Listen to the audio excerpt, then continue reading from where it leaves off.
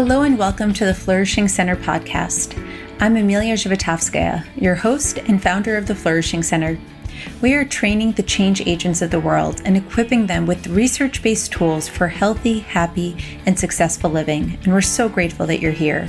This episode is a practitioner profile, where we highlight ordinary people that are doing extraordinary things. Each practitioner is a graduate of the Certificate in Applied Positive Psychology program from the Flourishing Center. Find out the exciting ways that people are putting the science into practice in their work and how they use positive psychology in their lives with individuals, organizations, and communities to help them thrive. Thanks for listening, and let's dive in.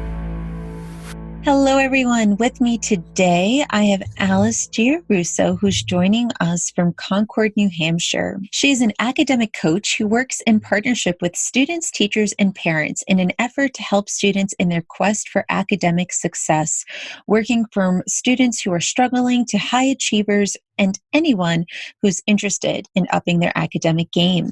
Something you might not know about Alice is that she is on to her second career after 33 years in the classroom, and she has recently published a book called The Learning Curve: Navigating the Road to High School Success. Alice, thank you so much for joining us. Oh, it's a pleasure to be here, Emiliya. Thank you for having me. Of course. So Alice, tell us, what brought you to positive psychology? Well, I was a classroom teacher and a camp counselor as a teenager, and loved children, loved working with people. And I realized that feeling enthusiastic, feeling positive about things yielded wonderful, life-fulfilling results.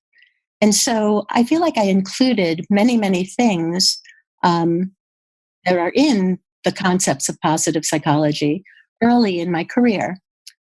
In my first few years of teaching, I went for a master's in counseling because I felt that might help me in the classroom, help me interact with students, help me understand them better. Never wanted to be a counselor or a psychotherapist, but I got my master's degree in that field.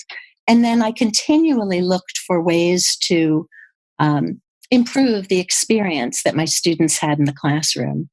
And when I read about the positive psychology certificate program, it was something that seemed to be such a wonderful match for what I wanted to do, what I wanted to bring to my teaching experience and to my own life. So I immediately signed up. Beautiful, beautiful, beautiful. And tell me, what are some of the things that you see that high school students deal with in particular that make them so ripe for positive psychology? When I meet with students, often it is because they might have some anxiety about school achievement, or they might not have had the success that they have wanted to have. So by taking the PERMA V model, feelings of positivity and optimism, feelings of looking for meaning in what they're doing and value in what they're doing, really helps increase their intrinsic motivation. So there were many, many things from the positive psychology, program that I've been able to apply to my students and to my work. So yeah, and it's when you look at action-oriented goals, a growth mindset, all of those, so many of the different things that you touched upon and delved into in the course, I am using on a daily basis with my students. Thank you so much for sharing. And I'm curious, what are some of the reactions that you get when you introduce these concepts to high school students? Okay, so at the very beginning of the year, I work in a high school 4 days a week as the academic coach. And it's a program that I implemented and created there. And so what I do is at the very beginning of the year, I do like a freshman orientation. And in this freshman orientation, it's a way to kind of jumpstart the whole outlook, because so often people start something, whether it's a new job or school or whatever it might be, and not really think about the power of that moment. So when students start high school, we do this orientation and we stop to think about the beginning where we are right now and what could be in these 4 years. So we're very intentional. And I ask the kids, what is it, that you would like to get out of your high school experience? Because right now you're just starting. Anything can happen. And time does matter, and what you do does matter. So we look at basically by starting with what is the value of the experience you hope to have here. So in looking at that, we look at why is it important to do well? What can you get out of school? And I talk about something called the big three. And the big three is looking for, basically the first one is assign value to what you're doing. Look for the value and meaning in everything that you're doing in school, because everything you learn or anything you learn, you get to take with you. What you learn can never be taken from you. So it makes you stronger, more ready for the world. So sitting in a class, if you're learning Spanish, if you're learning math skills, if you're learning public speaking, this is you storing up, sort of building muscles for the rest of your life, because you don't always know what your future is going to hold. And so it's a wonderful opportunity to get as much out of this experience as you can. Also, we talk about when you do well, it increases your options. So very often students will be sort of at the end of their high school experience and they'll say, I wish I did something differently. I wish I worked a little bit harder, or I wish I did this or that. So here we talk about that right at the beginning, how this doing well increases your options. It makes you more marketable. And the third thing that we look at is the idea of practice. When you're in high school, nobody expects you to know everything when you come in or to be perfect. The idea is you get to learn things, try things, and practice things.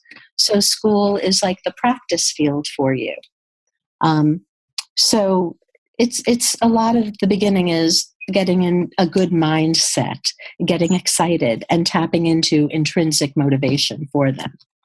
That's beautiful. Definitely stuff that I wish I had had an opportunity to ponder when I was a high school freshman. I mean, that's just beautiful to be introduced to those concepts. And I love that even adults could take that same message. What you learn can never be taken from you, right? Those are the internal resources that we build, and they're always with us. It's beautiful. I'm curious, what have you found are some of the obstacles? I mean, high school is such a difficult age. And I think back to my times at that age. And I think if these skills were given to me then, would I receive them with open arms? Might there have been some of them that I was like, oh, that's cheesy, or, oh yeah, whatever, kind of, would I have been the child that rolled my eyes, even though I think I was one of those kids that was like, yes, please tell me how to navigate this thing called life, because I was struggling. But I'm curious, what are some of the ones that you have found that maybe teenagers have a little bit of a harder time adapting? Right.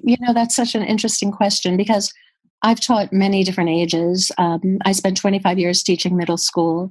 My last 8 years, I taught third grade. And then I taught some college classes shortly after my retirement from public school teaching. And now I'm in high school. And I will say that all ages and every single person wants to achieve. They want to do well. And so I think the first thing is tapping into the meaningful part. Why is this meaningful for you? Why is this worth doing? The practical skills that will let them succeed. The first part is the motivation. I want this. But the second part is, how do I achieve this? And so that's different for everybody, because they could be lacking in different areas. But also, I have worked for students who struggle, and even a past valedictorian, top students who are, think of a skilled athlete who has a coach, like a Tom Brady or a Division I athlete. No matter where they are, there's always something they want to tweak. They want to improve in. So the second part of what I do with everybody is we look at the tangible things that they can do to up their game. And in many cases, that's executive function type skills. It could be organization. It could be using an agenda. It could be setting up a homework space at home that invites you and encourages you to work, that supports your quest for success. So it's really a two-part thing. And I think I would have to say just about everybody who comes to see me, because my program is strictly voluntary, even though the kids don't always feel that way, maybe if their teachers are suggesting it or parents want them to. I need them to buy in for it to be successful. So it definitely becomes voluntary.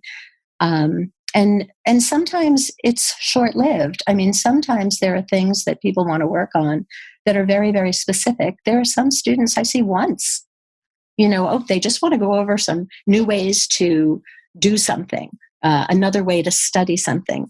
Other students I might see weekly, or I might see over the course of a year, or even 3 or 4 years, just supporting them or on and off as they need it. These tests aren't going really the way I wanted to. I studied, and then I might invite them to come in and take the test right in front of me. And then as they're going through it, especially if they say, I think I'm suffering from test anxiety, or I really studied hard, I don't know why I'm not doing well, I'll invite them to come in, take the test in front of me, and then I can see where does it break down. And it's typically in the way that they studied for this test. So I guess to circle back to your question, I find very little resistance because everybody wants to do well.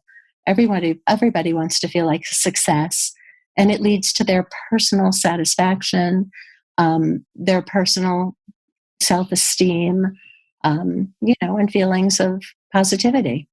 That's beautiful, Alice. Thank you so much for sharing that. And I just want to highlight in what you said, because I think sometimes people misunderstand this idea of applied positive psychology. And they say, bringing positive psychology into the schools, but what about the fact that we need to get their test scores up and we need to teach the basic reading, writing, arithmetic, histories, and all these fundamentals. And we're not saying that we're trying to augment that learning with only social and emotional skills. It's how they enhance these things. And I think about even learning how to study. It took me well into graduate school and then later on afterwards that I finally learned, hey, I'm an auditory learner.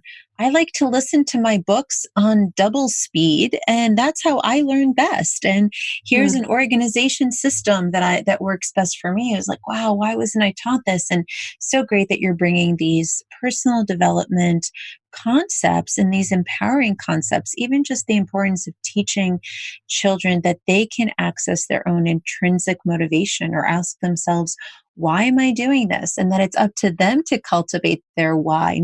People can't give them a why. They have to buy into the why themselves. I really love that. And Alice, I want to ask you about your personal connection to positive psychology. What are some of the self-care practices that nourish and support you? Well, I have to say family is very, very important to me. Having a creative outlet is very important. My final project was to create a calendar. And, I was able to combine my photography and all these different concepts that were covered in the class. And that was just a ton of fun. I enjoyed writing my book. I do find my work extremely creative and extremely rewarding. And I wanted to just circle back again to one of the things about the coaching piece and empowering the students. What I feel is so important, just like you were mentioning them finding their own why and finding their own intrinsic motivation, I like for them to develop, and we work on it together, the ability to move on from the coaching environment with a set of skills and strategies that will allow them to have a certain level of confidence and a plan to put in place the next time they face an academic obstacle. So, like, what is the problem I'm facing now? Because there's always going to be some other obstacle that you come upon. And so how do you start developing your own skill set so that you can approach that obstacle and come up with a plan and have confidence and then evaluate how it worked and then tweak it and chart your progress and all of that. So I find my work very meaningful to me. And that's probably one of that and family, of course, my grandchildren, my children, my mom, my new puppy. So I try to surround myself by people that mean a lot to me, and by being productive. Beautiful. And that's the engagement piece. And so, Alice, in closing, if you were to advise someone who's working with or lives with or has a high school student, what would you advise for them as one way that they can help them put positive psychology into practice? Okay, I would think that being intentional about what they're doing, being intentional, being mindful about what they are doing in school and in their lives, because everything matters.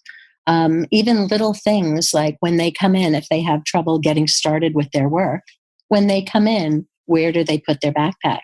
Do they immediately open up and set up an area, put their work right out so that later when they're getting ready to start, it's right there in front of them? So I would say being intentional, being mindful, and aware that everything they're doing really does matter. That's beautiful, Alice. Thank you so much. And if people wanted to learn more about this approach that you've created based on what you've been studying in positive psychology and your 33 plus years of experience, where could people learn more? Okay, so I can be reached. So my book, you can Google my name, Alice Giarrusso, and my book is sold on Amazon. So that's, and Barnes and Noble, on the online sites. But they can email me, and I love talking about this topic. I love talking about education, helping students achieve success. So my email is thelearningcurvecoach@gmail.com. Beautiful, Alice. Thank you so much for your time today. Thank you, Emiliya. It was really nice speaking with you. This Practitioner Profile episode is brought to you by the Certificate in Applied Positive Psychology program, the world's fastest growing practitioner training with over 15 programs running every year in 5 cities and online internationally. Discover how you too can turn your passion for well-being, science, and helping others into a career where you help people thrive. Learn more about how you can become a certified positive psychology practitioner at getcertifiedinpp.com. Thanks for listening. I hope you've enjoyed this podcast. I want to encourage you to tell us, what would you love to hear more about? Is there an area of positive psychology you would love to get some more information on in terms of the research? Give us a shout out at info@theflourishingcenter.com. Thank you so much for listening, and I wish you a wonderful flourishing day.